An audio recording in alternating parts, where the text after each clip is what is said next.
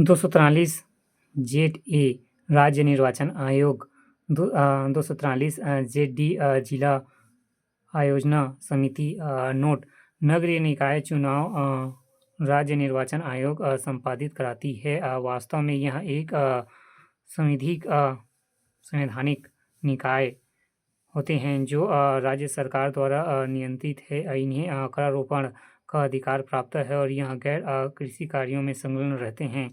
त्यागपत्र निकाय पदाधिकारी एवं त्यागपत्र सौंपते हैं। पहला नगर निगम पार्षद महापौर को महापौर नगर निगम आयुक्त कमिश्नर को। दूसरा नगर पालिका पार्षद उपाध्यक्ष अध्यक्ष को अध्यक्ष मुख्य नगर पालिका अधिकारी CMO को। तीसरा नगर पंचायत पार्षद उपाध्यक्ष अध्यक्ष को अध्यक्ष मुख्य नगर पंचायत अधिकारी CMO को।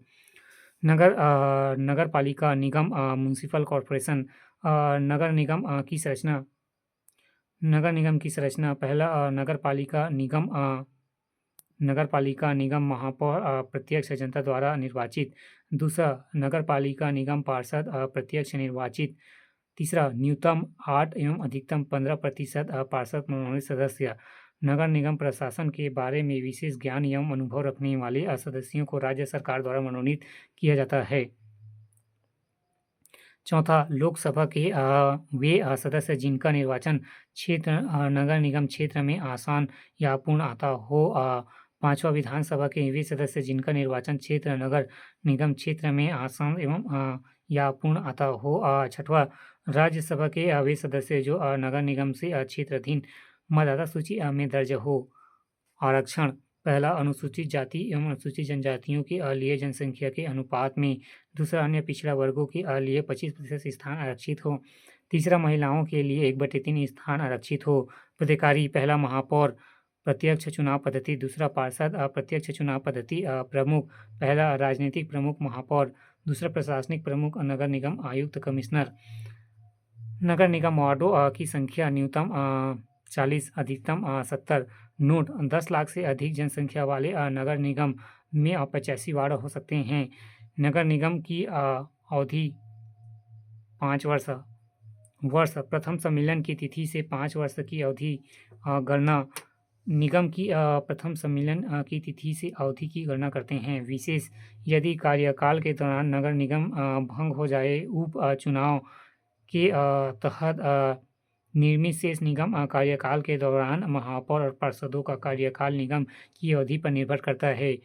नगर निगम की प्रथम बैठक फर्स्ट मीटिंग अध्यक्षता राज्य निर्वाचन आयोग द्वारा पदकृत अधिकारी। प्रथम बैठक इसमें नवनिर्वाचन पदाधिकारी को शपथ दिलाया जाता है। चुनाव परिणाम घोषित होने के 15 दिवस के भीतर।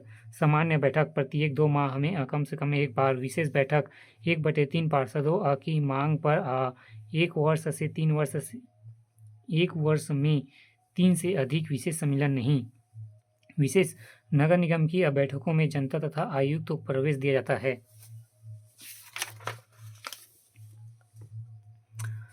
नगर निगम का चुनाव लड़ने के लिए अर्हताएं पार्षद पद हेतु न्यूनतम 21 वर्ष, महापौर हेतु 25 वर्ष। नोट कोई व्यक्ति एक साथ 2 वार्डों से पार्षद का चुनाव नहीं लड़ सकता है।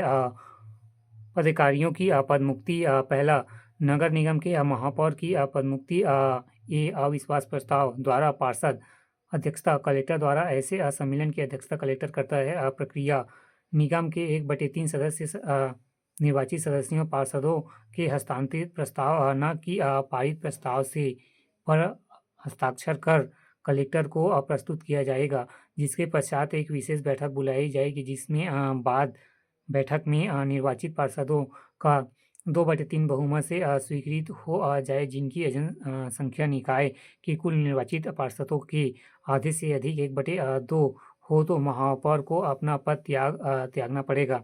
विशेष पहला पद ग्रहण के 2 वर्ष के पूर्व नहीं लाया जा सकता। दूसरा यदि उपचुनाव के तहत निर्वाचित हुआ हो तो आधी कालावधि पूरा न हो तब तक नहीं लाया जा सकता। बी महापौर का यह हटाया जाना द्वारा राज्य सरकार आधार पहला लोकहित निगम के हित में वांछनीय नहीं होने पर दूसरा अपने कर्तव्यों का पालन करने में अक्षम होने पर। तीसरा, निगम के विपरीत कार्य कर रहा हो। चौथा, महापौर उस आरक्षित वर्ग का नहीं है जिस वर्ग के लिए वह सीट आरक्षित था। तो महापौर का त्यागपत्र। महापौर अपना लिखित त्यागपत्र नगर निगम आयुक्त कमिश्नर को देगा। दूसरा, नगर निगम पार्षद को हटाया जाना।